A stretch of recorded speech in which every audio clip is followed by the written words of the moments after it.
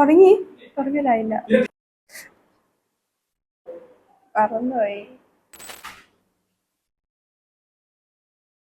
Where have you decided to join? അപ്പം എനിക്ക് പഠിച്ച് എക്സാം എഴുതുമ്പോൾ തന്നെ സ്ട്രെസ്ഫുൾ ആയിട്ടുള്ള കാര്യമായിരുന്നു MSc ഏത് ഇൻസ്റ്റിറ്റ്യൂട്ടിൽ ജോയിൻ ചെയ്യണം എന്നുള്ളത്. TFRന്റെ final selection list last week വന്നിട്ടുണ്ടായിരുന്നു. ഇന്ത്യയിൽ നിന്ന് മൊത്തം അവർ 6 പേരാണ് സെലക്ട് ചെയ്തത്. ഇന്റർവ്യൂവിന് പോയ സമയത്ത് എനിക്ക് ടിഫറിന്റെ ക്യാമ്പസ് ഭയങ്കര ഇഷ്ടമായി, പക്ഷെ അവിടെ ഇന്റഗ്രേറ്റഡ് PhD മാത്രമേ ഉള്ളൂ. അതുകൊണ്ട് ഞാൻ ആ ഓപ്ഷൻ ഡ്രോപ്പ് ചെയ്തു. പിന്നെ MSc ഇന്ത്യയിൽ ഏറ്റവും ബെസ്റ്റ് ആയിട്ട് പറയുന്ന ഇൻസ്റ്റിറ്റ്യൂട്ട്സ് IIC അല്ലെങ്കിൽ IITs ആണ്. IICയിൽ MSc എന്ന കോഴ്സ് റിലേറ്റീവ്ലി ന്യൂ ആണ്, അതുകൊണ്ട് ഞാൻ അത് നോക്കിയില്ല. ആൻഡ് കുറച്ച് കൂടുതൽ ഇൻട്രസ്റ്റ് ഉള്ളത് IITസിലേക്കാണ്. ടോപ്പ് റാങ്കേഴ്സ് യൂഷ്വലി പ്രിഫർ ചെയ്യുക IIT ബോംബെ ആണ്. ലാസ്റ്റ് ഇയർ അവിടുത്തെ ജനറൽ കട്ട് ഓഫ് റാങ്ക് വന്നത് ഓൾ ഇന്ത്യ റാങ്ക് 25 ആയിരുന്നു. എനിക്ക് കുറച്ചും കൂടി ഇൻട്രസ്റ്റ് ഉള്ളത് IIT മദ്രാസ് ആണ്. ഡിസ്റ്റൻസും ഒരു ഫാക്ടറാണ് അതിൽ. പിന്നെ ഞങ്ങളുടെ ഫാക്കൽറ്റീസ് എല്ലാവരും IIT മദ്രാസ് പഠിച്ചവരാണ്. സോ അവർ പഠിക്കുന്ന സമയത്ത് അവർ പറയായിരുന്നു ഒരു ബാച്ചിൽ 1-2 മലയാളീസേ ഉണ്ടാവുള്ളൂ. അപ്പോൾ ബെൻസിൽ നിന്ന് ഇത്തവണ ഞങ്ങൾ ഒരു 18 സ്റ്റുഡൻസ് IIT മദ്രാസിലേക്ക് പോകുന്നുണ്ട്. അത് ഞങ്ങൾക്ക് നല്ലൊരു പ്രസ്റ്റീജ് ആണ്. What were your rank expectations during coaching? അപ്പം ഞാൻ ഡിഗ്രി 3rd ഇയർ പഠിക്കുന്ന സമയത്ത് തന്നെ ജാം കോച്ചിങ്ങിന് ജോയിൻ ചെയ്തിട്ടുണ്ടായിരുന്നു. പക്ഷെ ഞാൻ എക്സ്പെക്ട് ചെയ്ത രീതിയിൽ എനിക്ക് പ്രിപ്പയർ ചെയ്യാൻ പറ്റിയില്ല. ഫസ്റ്റ്ലി 3rd ഇയർ ആകുമ്പോൾ തന്നെ ഭയങ്കര ടൈറ്റ് ഷെഡ്യൂൾ ആയിരിക്കും, സെമസ്റ്റർ എക്സാംസും ലാബും എല്ലാം ആയിട്ട്. അപ്പം പ്രിപ്പറേഷൻ നന്നായിട്ട് ബ്രേക്സ് വരും. അങ്ങനെയുള്ള സമയത്ത് ഒരു ഫുൾ സപ്പോർട്ട് ഒരു മെന്ററിങ് ഇല്ലാതെ പ്രിപ്പറേഷൻ മുമ്പോട്ട് കൊണ്ടുപോകാനുള്ള ഒരു എനർജി നമുക്ക് ഉണ്ടാവില്ല. അങ്ങനെ റിസൾട്ട് വന്ന സമയത്ത് ഞാൻ എക്സ്പെക്ട് ചെയ്തൊരു ഇൻസ്റ്റിറ്റ്യൂഷൻ കിട്ടാനുള്ള റാങ്ക് ഒന്നും എനിക്ക് ഉണ്ടായിരുന്നില്ല. അപ്പോൾ ഞാൻ റിപ്പീറ്റ് ചെയ്യാൻ തീരുമാനിച്ചു. അപ്പോൾ റിപ്പീറ്റ് ചെയ്യുമ്പോൾ എൻ്റെ മനസ്സിൽ ആദ്യം തന്നെ ഉള്ളത് ബെഞ്ചിൽ ഒരു ഓപ്ഷൻ മാത്രമായിരുന്നു. ബെഞ്ചിൽ വരുന്ന സമയത്ത് എനിക്കൊരു 200 റാങ്ക് വാങ്ങുക എന്നായിരുന്നു എയിം. കാരണം അതുണ്ടെങ്കിൽ നല്ലൊരു IIT കിട്ടും. പക്ഷെ ഇവിടെ വന്ന് ഒരു 8 months സമയത്തിനുള്ളിൽ എൻ്റെ എക്സ്പെക്ടേഷൻ നന്നായിട്ട് കൂടി. അണ്ടർ 100, അണ്ടർ 20 അങ്ങനെ റാങ്ക് എക്സ്പെക്ടേഷൻസ് വരാണ്ട് കൂടി.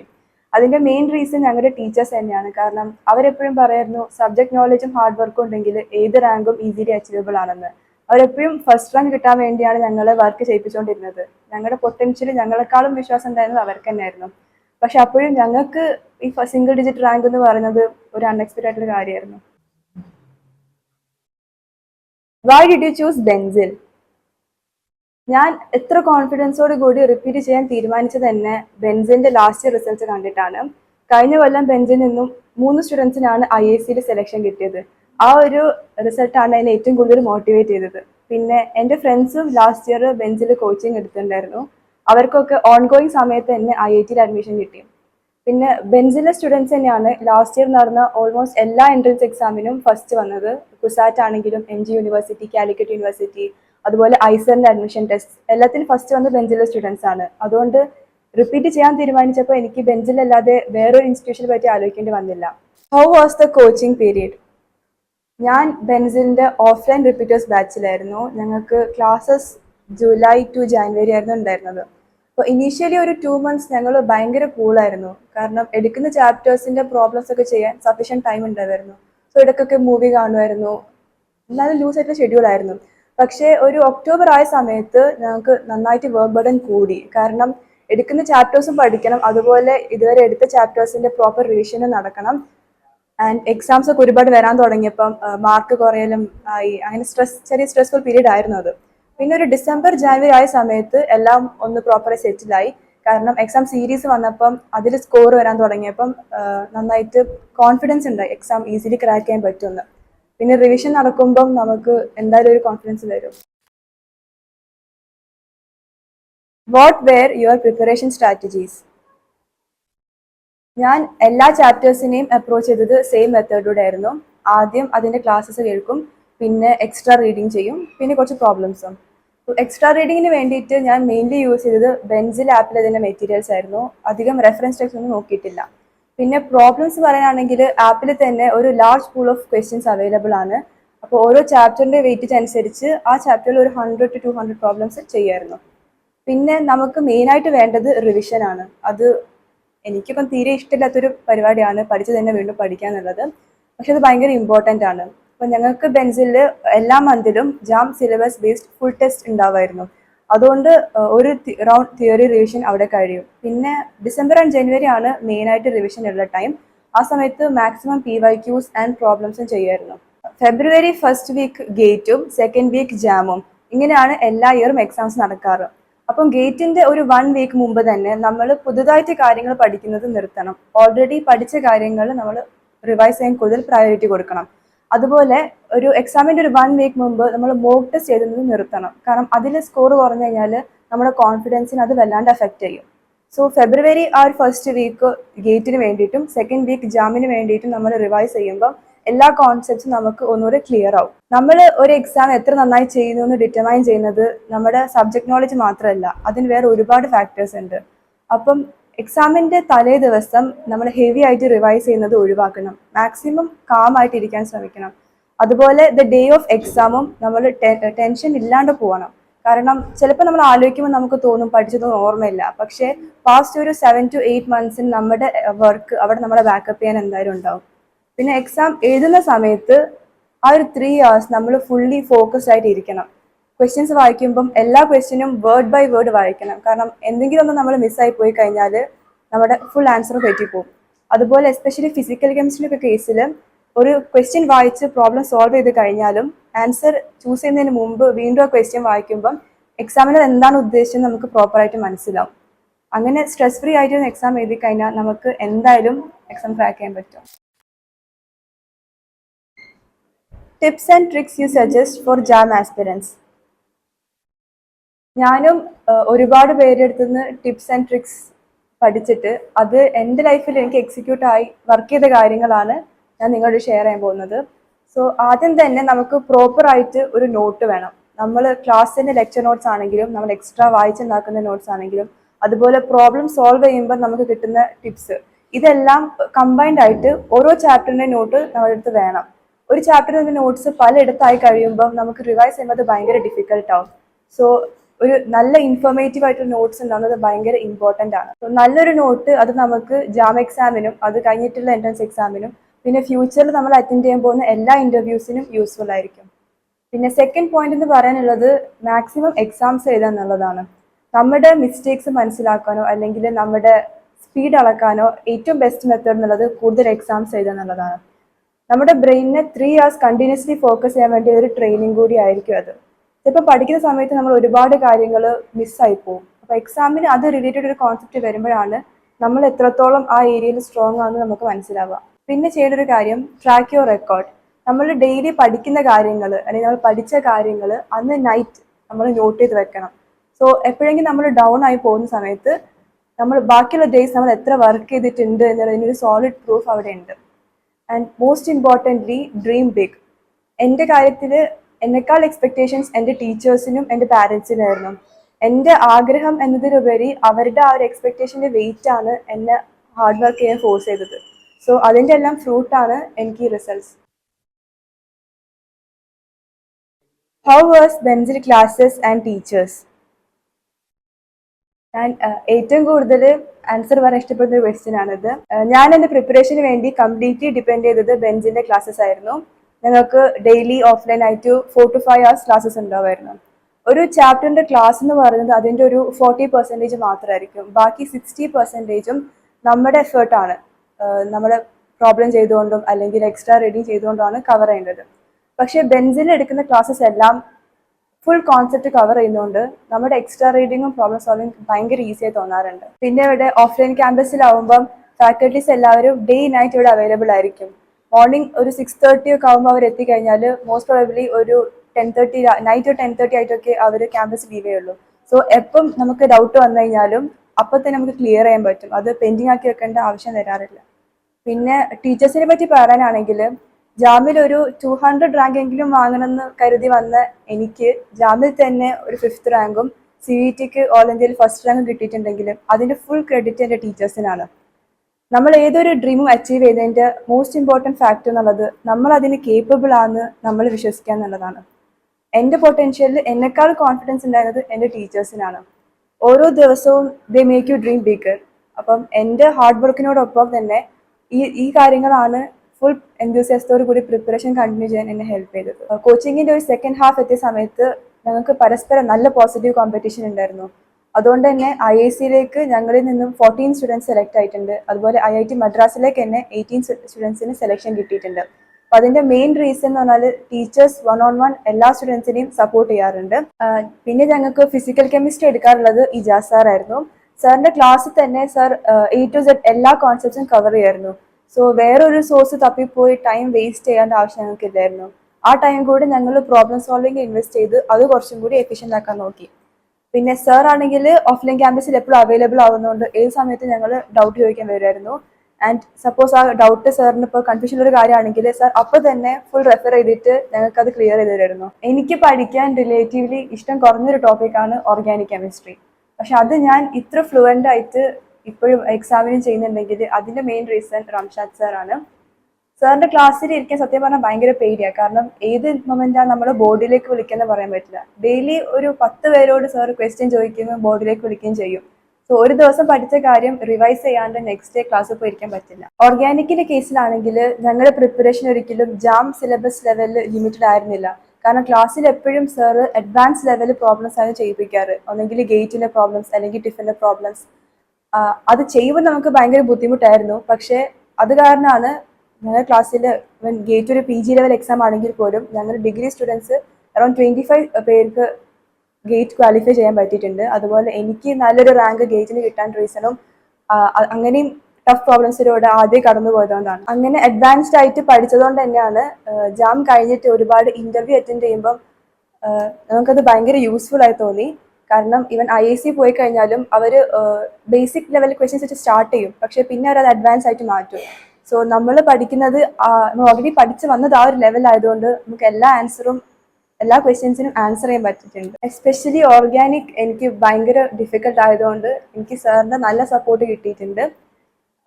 ഈവൻ സ്റ്റാർട്ടിങ്ങിൽ എനിക്ക് ലീസ്റ്റ് പ്രിഫറൻസ് ഉള്ള ടോപ്പിക്കാണ് ഓർഗാനിക് എങ്കിലും ജാം എക്സാമിൽ ഞാൻ ഏറ്റവും കൂടുതൽ സ്കോർ ചെയ്തത് ഓർഗാനിക്കിലാണ്. എക്സാം എഴുതി കഴിഞ്ഞ് നമ്മൾ സ്കോർ കാണുമ്പം സ്കോർ അഥവാ കുറഞ്ഞു പോവുകയാണെങ്കിൽ അത് കുറഞ്ഞതിനേക്കാളും കൂടുതൽ ടെൻഷൻ അത് കഴിഞ്ഞ് ഒരു 1 hour സാറിന്റെ ക്യാബിനിൽ ഇരുന്നിട്ട് അതിനെപ്പറ്റി ഒരു ഡിസ്കഷൻ ഉണ്ടാവും എന്നുള്ളതാണ്. എൻ്റെ മാർക്സ് ആൻഡ് ഗ്രേഡ്സ് അത് കൂടുമ്പോഴും കുറയുമ്പോഴും ഒക്കെ ചിലപ്പോൾ എനിക്ക് വീട്ടിൽ വിളിച്ച് പറയാൻ മടി ഉണ്ടാവും, പക്ഷെ സാർ അത് day to day properly update ചെയ്യാറ്. ജാമിന്റെ ഞങ്ങളുടെ ഇൻചാർജ് റംഷാദ് സാർ ആയിരുന്നു. അപ്പം സാർ അത്യാവശ്യം നന്നായിട്ട് എല്ലാവരും വർക്ക് ചെയ്യിപ്പിക്കാറുണ്ട്. വർക്കിന്റെ കാര്യത്തിൽ സാർ ഒരു തരത്തിലും കോംപ്രമൈസ് ചെയ്യാറില്ല.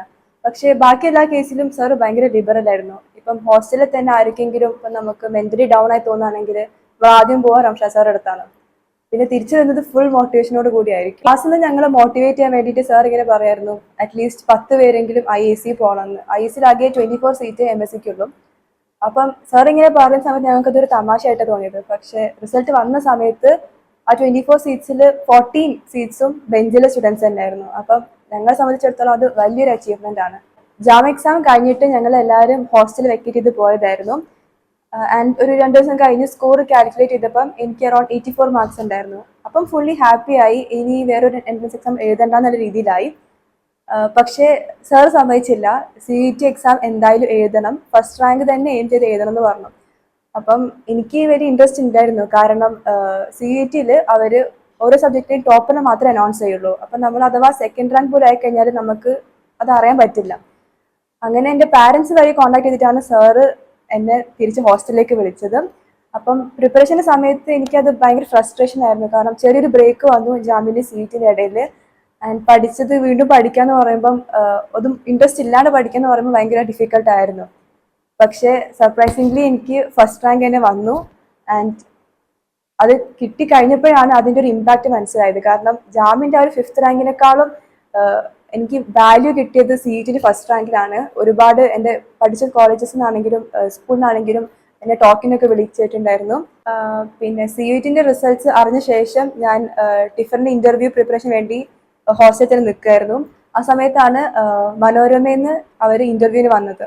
ആൻഡ് അവർക്ക് ഉള്ള ഒരു എന്തൂസിസം കണ്ടപ്പോഴാണ് ഈ CET-ന് ഫസ്റ്റ് റാങ്ക് എത്രത്തോളം ഇമ്പാക്റ്റ്ഫുൾ ആയിട്ടുള്ള കാര്യമാണ് ഞാൻ അറിഞ്ഞത്. അപ്പം ഇതിനെല്ലാം താങ്ക്സ് ഉള്ളത് റംഷാദ് സാറിനാണ്. ഞങ്ങൾക്ക് ബെഞ്ചിന്റെ സപ്പോർട്ട് എക്സാംസിൽ മാത്രം ലിമിറ്റഡ് ആയിരുന്നില്ല. എക്സാം കഴിഞ്ഞിട്ട് ഒരുപാട് ഇന്റർവ്യൂസ് ഉണ്ടായിരുന്നു. അപ്പം ടിഫറിന്റെ ഇന്റർവ്യൂലാണെങ്കിൽ ഞങ്ങൾക്ക് റിസർച്ച് പ്രപ്പോസൽ എഴുതാനും അതുപോലെ IIC പോലെ ഇൻസ്റ്റിറ്റ്യൂഷനിൽ അത്രയ്ക്കും ഡിഫിക്കൽട്ട് ആയിട്ട് ഇന്റർവ്യൂസ് ക്രാക്ക് ചെയ്യാനൊക്കെ ബെഞ്ച് ഞങ്ങളെ ഹെൽപ്പ് ചെയ്തിട്ടുണ്ട്. അതിനായിട്ട് മോക്ക് ഇന്റർവ്യൂസ് ഞങ്ങൾക്ക് നടത്തിയിട്ടുണ്ടായിരുന്നു. അപ്പം ബെഞ്ചിന്റെ ഇനീഷ്യേറ്റീവ് എടുത്തിട്ട് IIT മദ്രാസിലെ തന്നെ ഫോർമർ HOD ആയിട്ടുള്ള പ്രൊഫസർ UV വരദരാജു സാറാണ് ഞങ്ങൾക്ക് മോക്ക് ഇന്റർവ്യൂസ് നടത്തിയിട്ടുള്ളത്.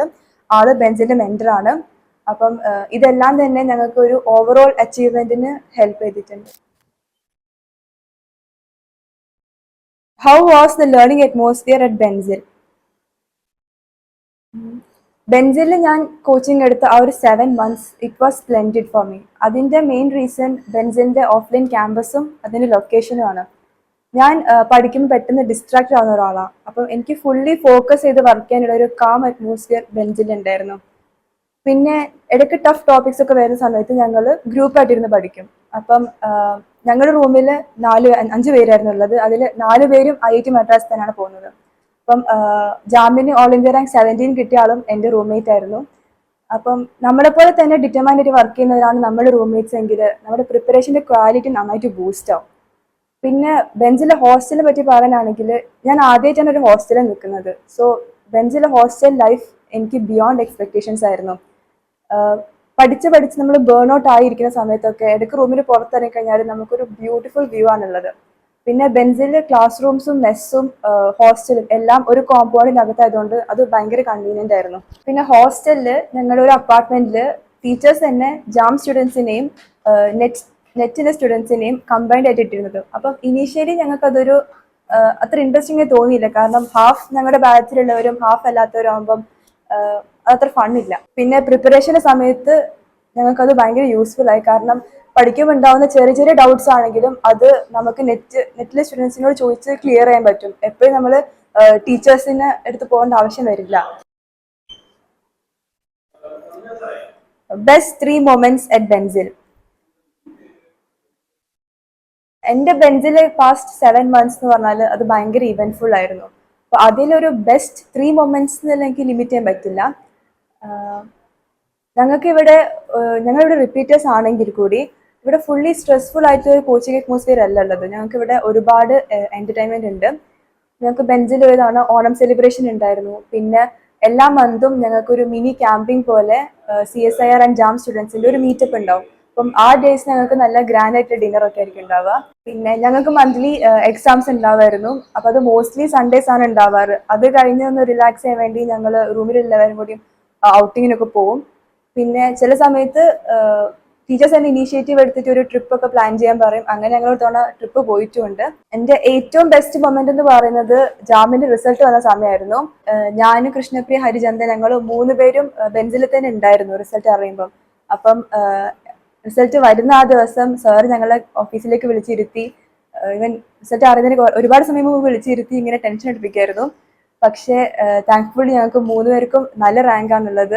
കൃഷ്ണപ്രിയക്ക് 17 ആൻഡ് ഹരിചന്ദനക്ക് 138 റാങ്ക് ഉണ്ടായിരുന്നു. ഞങ്ങൾക്ക് 3 പേർക്കും ഗേറ്റിനും ബിലോ 1000 റാങ്ക് ഉണ്ട്. സോ ഞങ്ങൾക്ക് തന്ന ആ സപ്പോർട്ടിനും ടീച്ചേഴ്സ് എക്സ്പെക്ട് ചെയ്യുന്ന രീതിയിൽ നല്ലൊരു റാങ്ക് കൊടുക്കാൻ പറ്റിയത് ഞങ്ങൾ ഭയങ്കര ഹാപ്പിയാണ്.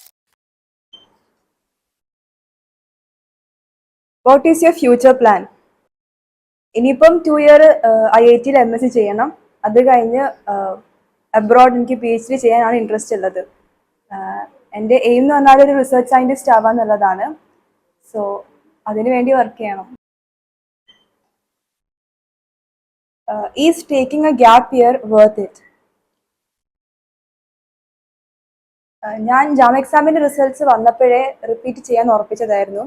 പക്ഷേ എൻ്റെ കോളേജിലെ ടീച്ചേഴ്സ് ഒന്നും അതത്ര പ്രിഫർ ചെയ്തില്ല. കാരണം യൂഷ്വലി ആരും MScക്ക് വേണ്ടി റിപ്പീറ്റ് ചെയ്യാറില്ല. MSc നാട്ടിലെ ഏതെങ്കിലും കോളേജിൽ ചെയ്തിട്ട് PhDക്ക് വേണ്ടി റിപ്പീറ്റ് ചെയ്ത് അത് നോക്കാമെന്നായിരുന്നു എല്ലാവരും പറഞ്ഞിരുന്നത്.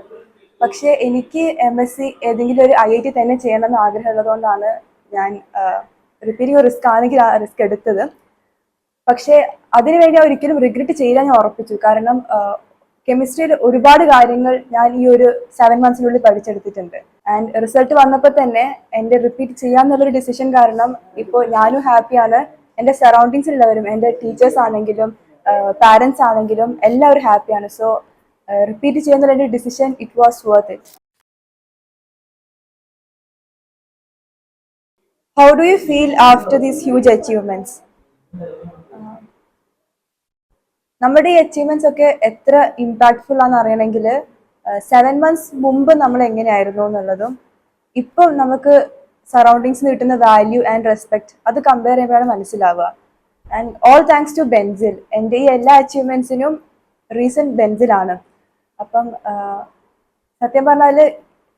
ഇവിടുന്ന് PG ചെയ്യാൻ വേണ്ടി IIT-യിലേക്ക് പോകുമ്പം ശരിക്കും വിഷമമുണ്ട്. കാരണം നമ്മുടെ ഒരു സെക്കൻഡ് ഹോം എന്നൊരു സ്ഥലത്ത് നിന്ന് വിട്ടു പോകാന്ന് പറഞ്ഞു കഴിഞ്ഞാൽ ഇറ്റ്സ് ഡിഫിക്കൽട്ട്.